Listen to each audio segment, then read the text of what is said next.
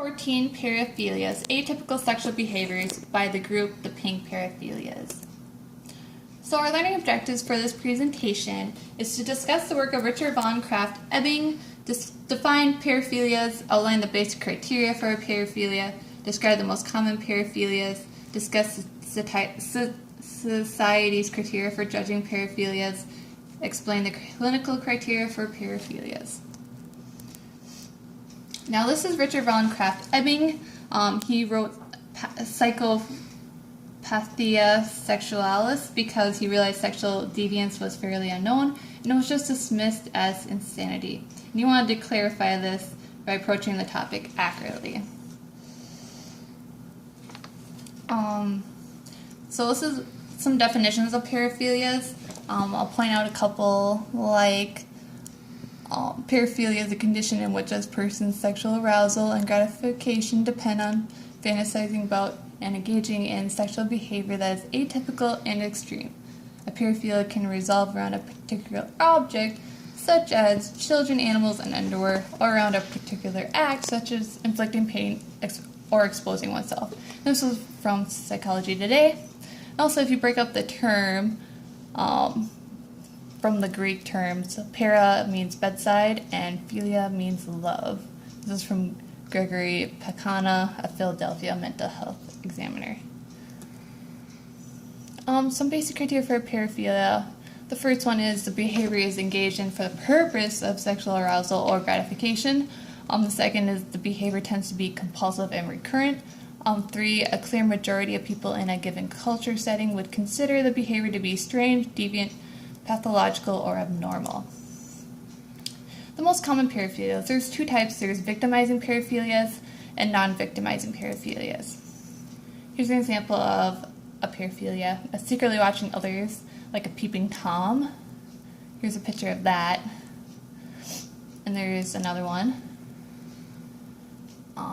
Exhibitionism, and this is achieving sexual arousal and satisfaction by displaying one's genitals to others without the victim's consent, so like a flasher.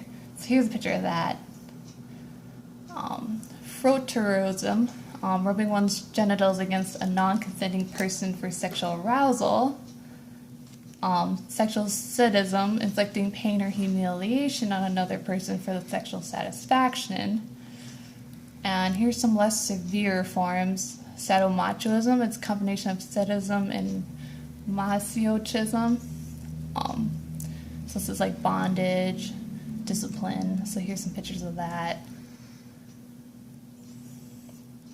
Pedophilia, sexual compulsions involving children.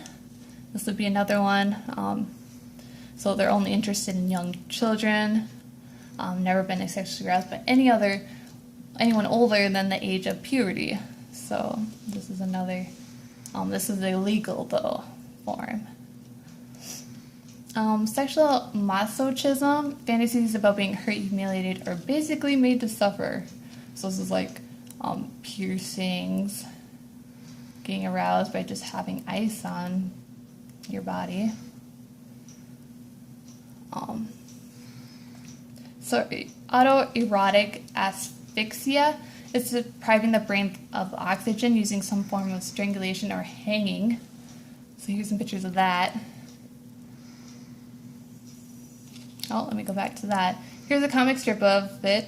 You can briefly read that. I'll give you some time. Okay.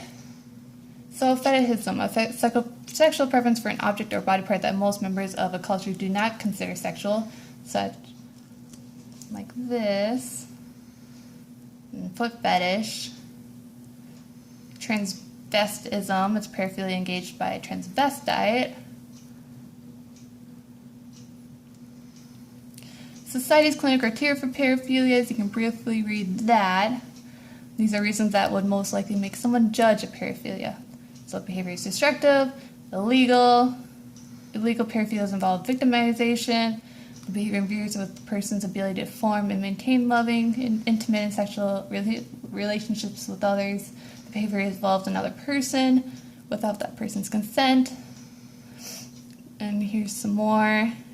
Diagnostic criteria. Person experiences recurring intense sexual arousing fantasies.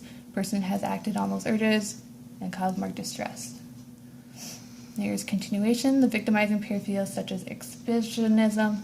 To sum it up, having paraphilia does not automatically make it a disorder or justify the need for intervention by a mental health professional.